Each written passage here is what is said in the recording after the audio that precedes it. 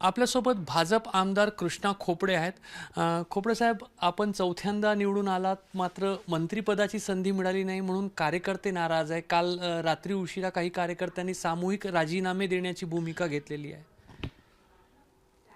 राज्याचे मुख्यमंत्री देवेंद्र फडणवीस साहेब बाले 3 पक्षाच्या अलायन्सचं सरकार आहे आणि त्यामुळे त्यांच्या समोर अनेक प्रकारच्या अडचणी बी सुद्धा राहते आणि म्हणून पक्षाने घेतलेला निर्णयाचे आम्ही सगळेच लोक स्वागत या ठिकाणी करतो.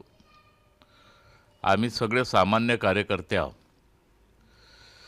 आम्हाला झिरोतून हिरो बनवण्याचं काम गडकरी साहेबांनी केलं आहे आणि म्हणून जेव्हा कालची मंत्रिमंडळ विस्तार झाल्यानंतर आमच्या पूर्व नागपूरच्या काही प्रमुख कार्यकर्त्यांनी काहीतरी वर्षन त्या ठिकाणी केलं. मला जेव्हा हे 6:30-7च्या दरम्यान माहीत पडलं तर मी ताबडतोब अध्यक्षाला सांगितलं की कसल्याही अशा प्रकारचे कृत्य करू नका ज्यामुळे आपल्या पक्षाची मान खाली जाऊ नये आणि आपला जो पक्ष आहे, आपण सामान्य कार्यकर्ते आहोत, पक्षाचे निष्ठावान कार्यकर्ते आहोत. पक्षामध्ये जेव्हा हे एवढं मोठं संघटन महाराष्ट्राचं मुख्यमंत्री महोदयांना चालवणं पडते, सगळ्याला घेऊन जेव्हा चालवणं पडते आणि त्या दृष्टिकोनातून पक्षाने घेतलेला निर्णय आपण सगळेच कार्यकर्ते या ठिकाणी मान्य करूया. मी आमचे आमचे त्या ठिकाणी काल जे प्रकार आमच्या पूर्व नागपूरमध्ये आंदोलनाच्या माध्यमातून प्रमुख कार्यकर्त्यांनी घडवला, मी त्यांना समजवण्याचं निश्चित स्वरूपात प्रयत्न त्या ठिकाणी केला आहे आणि हा पारिवारिक मामला आहे आणि निश्चित स्वरूपात हा मार्ग आम्ही काढू. भाजपचा कौटुंबिक विषय आहे असं तुम्ही म्हणताय, मात्र कृष्णा खोपडे मुळीच नाराज नाहीत. मंत्रिपद मिळालं नाही म्हणून निराशा नाही. नाही, मी आजपर्यंत कधीही निराशा नव्हतो. मी आजपर्यंत माझी 8वी निवडणूक आहे. 4 महानगरपालिका आणि 4 विधानसभेची निवडणूक आहे. मी आजपर्यंत पक्षाच्या नेतृत्वाकडे कधीही तिकीट मागायला सुद्धा गेलो नाही. ज्या वेळेस पक्षाला वाटलं त्या वेळेस आमचे नेते नितीनजी गडकरी आणि फडणवीस साहेबाच्या माध्यमातून मला उमेदवारी देण्यात आली आणि मी कधीही नाराज नाही आहे. कारण मी एक सामान्य कार्यकर्ता आहे आणि गडकरी साहेबाची माझ्यावर नजर पडली आणि त्यांनी मला झिरोतून हिरो बनवण्याचं काम केलं.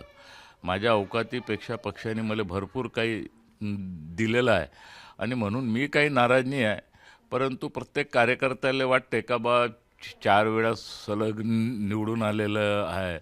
पूर्व नागपूर हा काँग्रेसच्या 50 वर्षापासून बालेकिल्ला होता. यावेळेस आम्ही पूर्व नागपूर काँग्रेसनी मुक्त केलं आणि त्यामुळे प्रत्येक कार्यकर्त्याची भावना राहते का कुठंतरी पक्षांनी विचार करायला हवा, पक्षाने कुठंतरी संधी द्यायला हवी. परंतु एवढं मोठं जेव्हा साम्राज्य मुख्यमंत्र्याच्या समोर जेव्हा येते, महाराष्ट्रामध्ये 3 पक्षाचे जेव्हा सरकार चालवण्याची जेव्हा वेळ येते तर त्यांच्याही समोर अनेक प्रकारच्या अडचणी त्या ठिकाणी राहतात आणि म्हणून त्यांनी जो निर्णय घेतला, त्यांचं जो मंत्रिमंडळ त्या ठिकाणी त्यांनी स्थापित केलं आणि निश्चित स्वरूपात आम्ही सगळेच लोक त्यांचं स्वागत करतो. आम्ही कोणीही नाराज नाही आहे. पक्षाचे आम्ही सगळे निष्ठावंत कार्यकर्ते आहोत. पक्ष जे काही जबाबदारी देते ते जबाबदारी आम्ही स्वीकारण्याचं काम निश्चित स्वरूपात करतो. सामूहिक राजीनामे देण्याची जी भाषा केली जाते, राजीनामे होणार नाही. नाही, सामूहिक राजीनामे देण्याची मी काल पाहिलं ना, आज वर्तमानपत्र काल मीडियाच्या माध्यमातून मी पाहिलं आहे. मी सगळ्या कार्यकर्त्याला समजवण्याचं काम केलं. हा प्रकार इच्छा इथं शांत होईल याची काही चिंता कोणी करू नये.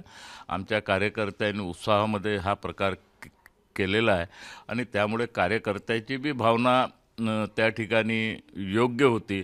कारण सगळ्यांनी कडी मेहनत या निवडणुकीमध्ये घेतली आणि महाराष्ट्रामध्ये 6व्या नंबरवर, विदर्भामध्ये 1ल्या नंबरवर लीड देण्याचं काम आमच्या सगळ्या कार्यकर्त्यांनी दिवसरात मेहनत करून नागरिकांच्या सहकार्याने, कारण आपण पूर्व नागपूरचे जे चित्र विकासाच्या माध्यमातून बदलं त्याच्यावरच लोकांनी शिक्कामोर्तब केला आणि म्हणून कार्यकर्त्याच्या भावनाचा बी मी सन्मान करतो. परंतु हे राजीनाम्याची भाषा आमच्या हे व्यक्तिगत मामला आहे. मी हे इच्छा इथं आम्ही खतम करू. तर पक्षाचे कुठलेही कार्यकर्ते पदाधिकारी राजीनामा देणार नाही अशी ग्वाही जी आहे ते आमदार कृष्णा खोपडे देत आहेत. मी सुद्धा नाराज नाही आहे. पक्षश्रेष्ठींसमोर मोठी अडचण असते. जास्त संख्येने आमदार निवडून आले आहे, तेही कार्यकर्त्यांनी समजून घेतलं पाहिजे, अशा पद्धतीची भूमिका त्यांनी व्यक्त केली आहे. कॅमेरामॅन अतुल हिरडेसह रजत वशिष्ठ, एबीपी माझा, नागपूर. एबीपी माझा उघडा डोळे बघा नीट.